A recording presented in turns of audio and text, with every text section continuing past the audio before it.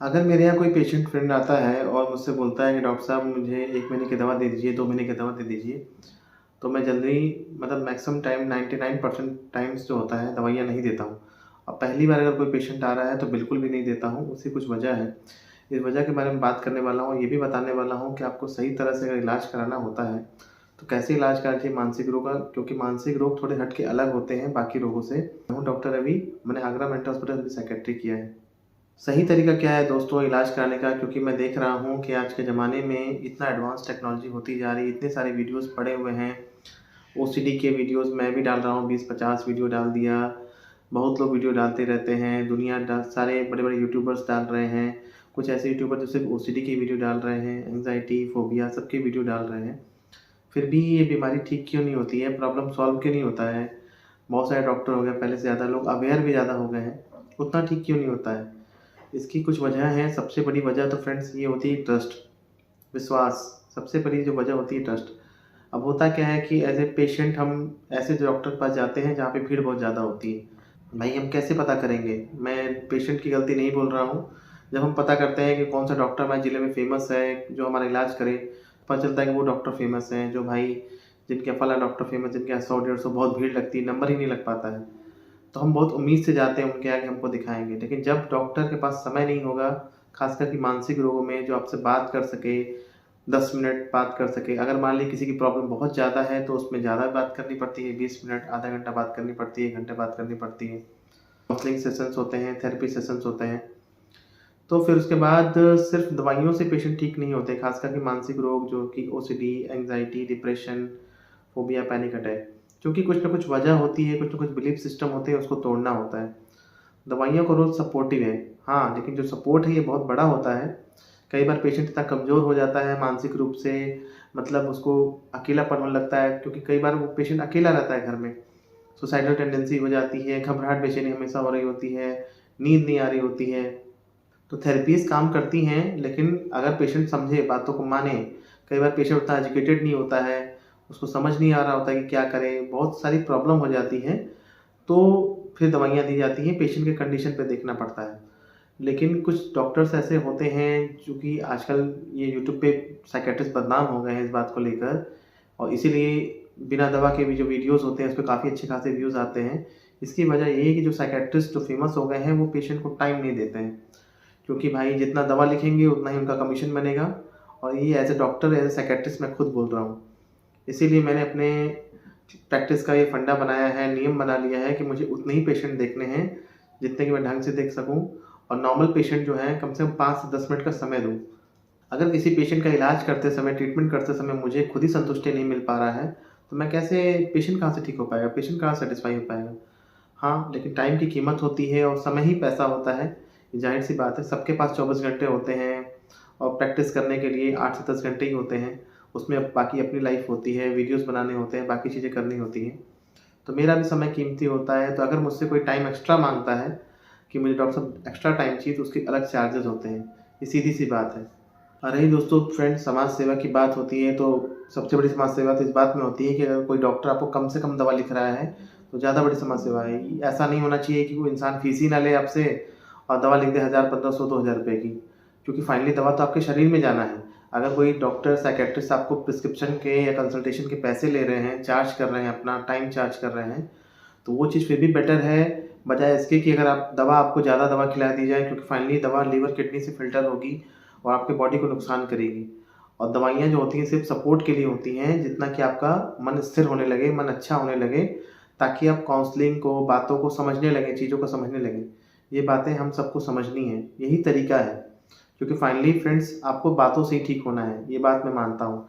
Until unless कि आपकी problem बहुत सीवियर हो गई है, या सीवियर साइकोटिक प्रॉब्लम हो गई है, सिज़ोफ्रेनिया, बाइपोलर, या कोई नशे की प्रॉब्लम हो गई है, चरस, गांजा, भांग जो भी होता है, या फिर ओसीडी में भी सीवियर ओसीडी हो गया है, जहाँ कोई 5-5, 6-6 घंटे नहा रहा है, 20-20 बार कर रहा है, या किसी को बहुत हाई मतलब sexual OCD, religious OCD, phobia, panic attack, या पेशेंट बातों को नहीं मान रहे हैं, या फिर इंटेलेक्चुअल डिसेबिलिटी वाले पेशेंट जो होते हैं, मंदबुद्धि जो बच्चे होते हैं, क्योंकि जो मंदबुद्धि बच्चे होते हैं उनकी समझ इतनी नहीं होती है, वो बातों को इतना समझ नहीं पाते हैं, उनका जो आईक्यू लेवल होता है वो नॉर्मल से कम होता है।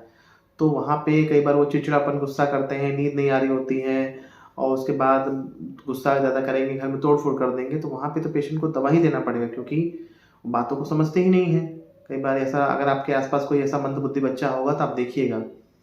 ये प्रैक्टिकल एक्सपीरियंस है जो मैं बता रहा हूँ। लेकिन मेरा खुद का ये बिलीफ सिस्टम है कि ये जो बाकी जो नॉर्मल पेशेंट होते हैं, जिनको कि पहले कुछ नहीं था, अब बीमारी हो गई है, depression, anxiety, phobia, panic attack, OCD, ये 100%, और ये मैं मीन कर रहा हूँ, एकदम बिल्कुल विश्वास से मैं बोल रहा हूँ कि 100% ठीक हो जाते हैं।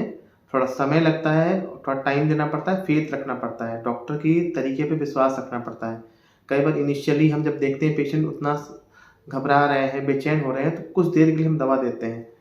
क्योंकि देखिए दोस्तों, अगर ट्रस्ट नहीं रहेगा, विश्वास नहीं रहेगा, तो फिर कहीं पेशेंट ठीक नहीं हो सकता है। आज के टाइम में अगर कोई डॉक्टर आपको समय दे रहा है, तो ये बहुत बड़ी बात है, क्योंकि समय ही मूल्यवान चीज़ होती है, एक फ़ाइनाइट चीज़ होती है जो कि ख़त्म हो जाती है।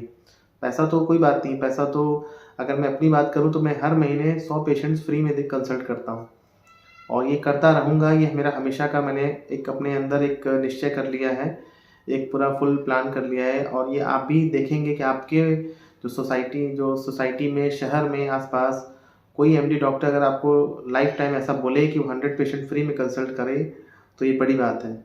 मैंने अपनी लाइफ का ये नियम बनाया हुआ है कि मुझे 80-90 पेशेंट से ज़्यादा नहीं देखना है दिन भर में। तो ये चीज़ तरीके होते हैं जब इस प्रिंसिपल को आप फॉलो करते हैं, क्योंकि मैंने देखा है कि जब डॉक्टर, साइकियाट्रिस्ट टाइम नहीं देते हैं, तो पेशेंट फिर भटकता है, फिर इधर-उधर बाकी चीज़ भटकता रहता है, कहीं न कहीं वो परेशान रहता है। फिर उसका दवाइयों से, साइकियाट्रिस्ट से, डॉक्टर से ट्रस्ट उठ जाता है। अगर उसको ट्रीटमेंट नहीं मिलता है या कहीं भी उसको समझाया नहीं जाता है प्रॉपर तरीके से, तो उसको लगता है कि बीमारी ठीक ही नहीं होगी, जबकि ऐसा नहीं है। बीमारी धीरे-धीरे, धीरे-धीरे हुई है, तो धीरे-धीरे ही जाएगी। अपनी इच्छा शक्ति को मजबूत रखना है, बस आपको ये करना है।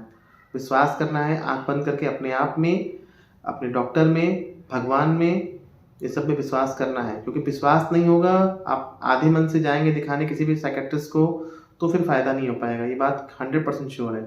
सबसे पहला स्टेप, सबसे ज़रूरी स्टेप जो है, पैसा रुपया बाद की बात होती है। सबसे पहला स्टेप ये है कि आँख बंद करके, मतलब कहते हैं समर्पण करना है, सरेंडर कर देना है साइकियाट्रिस्ट के अपने उस पे, या साइकोलॉजिस्ट जहाँ भी आप कंसल्ट कर रहे हैं। और लोग मुझसे पूछते हैं कि भाई हम साइकियाट्रिस्ट से दिखाएँ कि साइकोलॉजिस्ट से दिखाएँ, तो देखिए आपकी इच्छा है। बस होता ये है कि दवाइयों से थोड़ा टाइम कम हो जाता है, बाकी आपकी मर्ज़ी, जहाँ दिखाना है वहाँ दिखाइए, कोई प्रॉब्लम नहीं है। फाइनली आपको बातों से ही ठीक होना है, ये बात आप समझिए। फिर एक सवाल आता है कि हम दवा क्यों देते हैं, जिसका बारे में मैं बता चुका हूँ कि कुछ पेशेंट्स ऐसे होते हैं जो उस समय समझ नहीं पाते, या उस समझने लायक नहीं रहते हैं, बहुत बेचैन रहते हैं, गुस्सा बहुत आ रहा होता है, सिर दर्द हो रहा होता है, घबराहट हो रहा होता है। तो उनके फिज़िकल सिम्पटम्स को कम करने के लिए हम एज़ ए डॉक्टर तो दवा देंगे ना, उसको छोड़ नहीं सकते हैं। या हम पेशेंट से बात कर लेते हैं कि भाई आपको दवा चाहिए कि नहीं चाहिए, आपकी मर्ज़ी है। वरना आप पॉज़िटिव अफ़र्मेशंस करिए, योगा करिए, मेडिटेशन करिए, पानी पीजिए। कई बार मैं देखता हूँ कि जो लेडीज़ होती हैं, वुमेन्स होती हैं, वो पानी ही नहीं पीती हैं। मतलब 1 गिलास 2 गिलास पानी पी रही हैं, दिन भर में अपना टाइम निकाल दे रही हैं। तो पानी कम पिएँगे तो फिर आपको सर में दर्द होगा ही, घबराहट, बेचैनी होगा। किसी भी डॉक्टर को दिखाइए, किसी भी साइकियाट्रिस्ट को दिखाइए, कम से कम 2-3 बार का प्लान बना के दिखाइए, 2-3 बार, 4 बार का प्लान बना के दिखाइए, क्योंकि एक बार में तो जो डॉक्टर है पेशेंट को समझते हैं कि हाँ, इसकी क्या परेशानी है, थेरेपीज़ देते हैं, या मान लीजिए कोई दवाई दे रहे हैं, तो फिर वो धीरे-धीरे असर करती है, कोई साइड इफ़ेक्ट होता है, उसको देखना होता है कि अच्छा दवा अब क्या करना है, बढ़ाना है, घटाना है। ये कोई बुखार तो है नहीं कि 2-4 दिन में ठीक हो जाएगा। तो जहाँ भी आप दिखाएँ वहाँ पे पहले अपना मन बना लें कि हाँ, यहाँ पे मैं 2-4 बार दिखाऊँगा, और उसके बाद अगर डॉक्टर आपको लगे, क्योंकि देखिए कोई बेईमानी आपसे करेगा तो आपके उसके नज़रों में पता चल जाएगा आपको। ऐसा नहीं है, बेईमानी चीज़ें पता चल जाती हैं। 2-4 बार दिखाइए, और फिर आपको अगर बेनिफिट नहीं मिलता है तो फिर अपना डॉक्टर चेंज कर दीजिए, सीधी-सी बात है। बहुत से लोग मुझे कमेंट करते हैं कि मैं यहाँ 5 साल से दिखा रहा हूँ, 14 साल से मेरा इलाज चल रहा है, या इस डॉक्टर से मैं दिखा रहा हूँ, मुझे फ़ायदा नहीं हो रहा है। तो भाई अगर आपको फ़ायदा नहीं हो रहा है, 2-4-5 बार आपने दिखा लिया है, तो अपने डॉक्टर को आप चेंज कर दीजिए। अपने आस-पास किसी दूसरे साइकियाट्रिस्ट को दिखाइए। सीधी-सी बात है, इसमें प्रॉब्लम क्या है? क्योंकि अगर आपका प्रॉब्लम सॉल्व नहीं हो रहा है, तो आप साइकोलॉजिस्ट से, साइकियाट्रिस्ट से दिखाइए इस बात को। कम से कम लेकिन 2-4 बार का समय दीजिए, तब जज करिए किसी को। ऐसे जजमेंट सही नहीं होता है। तो ये बातें मुझे बतानी थी इस वीडियो में, और मैंने एक इन जनरल वीडियो बनाया है इस चीज़ को लेकर कि मानसिक इलाज कैसे होता है। और ये बात मैं फिर से रिपीट कर दे रहा हूँ आखिरी में, क्योंकि मुझसे बहुत से लोग अभी पूछते हैं, डाउट करते हैं कि क्या भाई ओसीडी 100% ठीक हो सकता है? बिल्कुल 100% ठीक हो सकता है। लोगों की बातों पे ना जाइए, एक्सपर्ट की राय मानिए, ठीक है? बहुत से लोग मुझे कमेंट कर रहे हैं कि लोगों ने ऐसा बोला है कि ओसीडी ठीक ही नहीं होता है। बिल्कुल ठीक होता है, 100% ठीक होता है। और देखिए 100% सक्सेस रेट हर जगह नहीं होता है। अगर आप तैयारी कर रहे हैं तो तैयारी में 100% लोग सेलेक्ट नहीं होते हैं। तो सेलेक्ट कौन होता है? जो बातों को मानता है, जो टीचर की बातों को मानता है, उस पे एक्ट करता है, वो सेलेक्ट होता है। उसी तरह से इस मानसिक रोग में ठीक वही होगा जो डॉक्टर की राय को पूरे दिल से मानेगा, ठीक है? पूरा प्रॉपर ट्रीटमेंट कराएगा, वही ठीक हो पाएगा। तो उम्मीद करता हूँ आपको ये वीडियो काफ़ी पसंद आया होगा। जो भी आपके सवाल हो कमेंट करके पूछिएगा। इसी तरह से मेरे वीडियोज़ को शेयर करने के लिए, मेरे चैनल को सब्सक्राइब करने के लिए आप सबका धन्यवाद।